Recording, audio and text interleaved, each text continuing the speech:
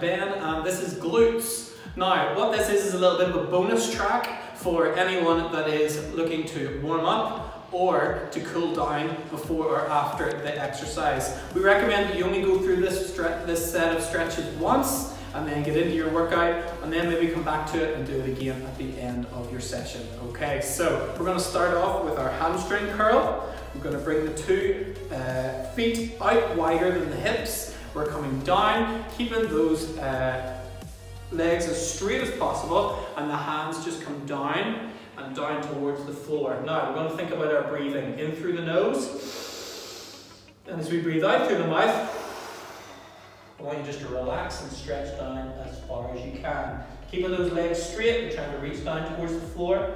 If all you can do is a little tiny touch, that's fine. If you can grab your feet, that's even better. If you put the hands right down, that's better again, okay? But we are trying to do it without breaking the stretch on the back of the legs, okay? So try your best not to break the legs here.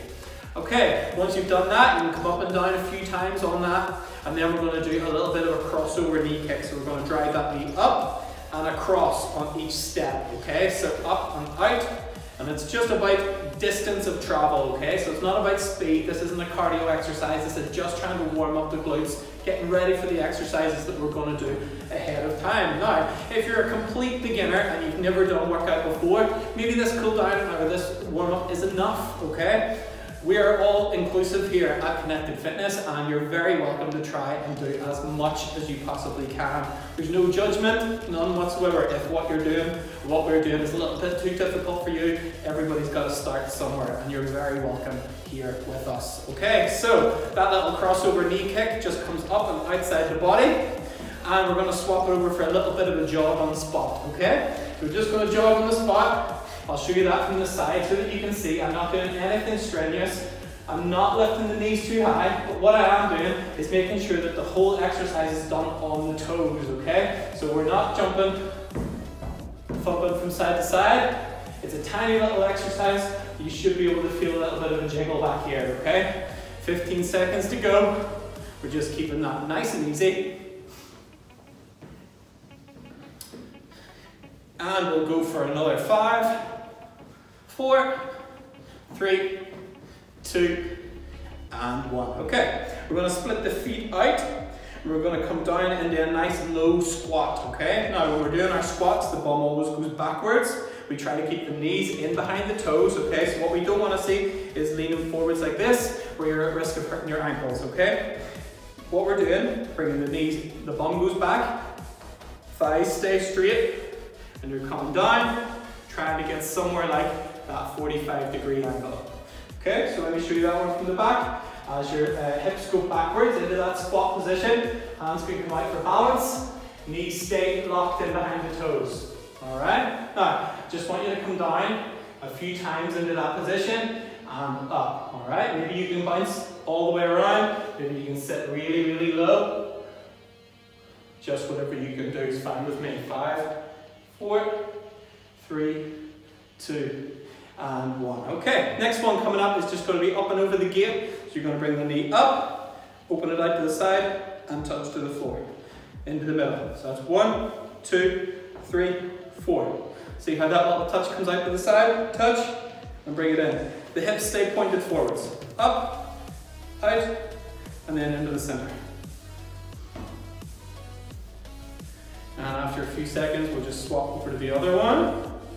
Left foot comes out.